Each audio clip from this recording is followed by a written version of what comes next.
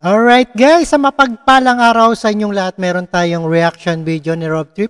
At ito ay tungkol sa ating PBBM. Kinausap si Chinese President Xi Jinping. Kaugnay ang West Philippine Sea sa Zero. Ayan, tugon sa tension sa work in process. Ito ay nakausap sina Pangulong Ferdinand Marcos Jr. at Chinese President Xi Jinping. Kaugnay ang umigting na tensyon sa West Philippine Sea. Ayon sa Pangulong Marcos, inihayag niya ang kanyang concern sa issue sa magkasundo umano sila ng Chinese counterpart ng paglihim ng komunikasyon sa maresolba ang usapin dito sa West Philippine Sea. At panoorin po natin ang buong detalye.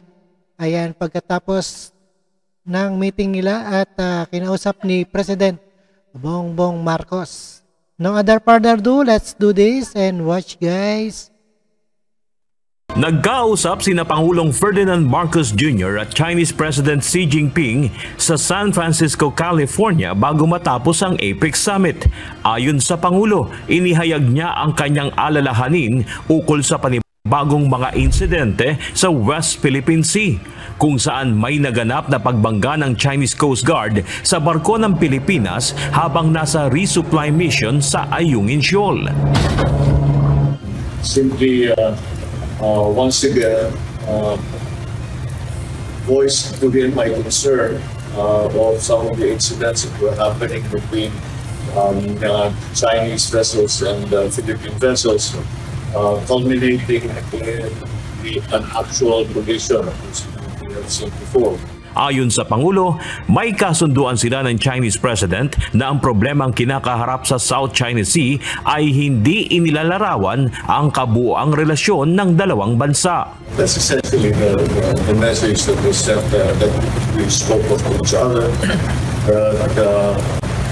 We were in agreement that the problems that we have in South China Sea with China should not be the defining element of our relationship. But nonetheless, the problems remain.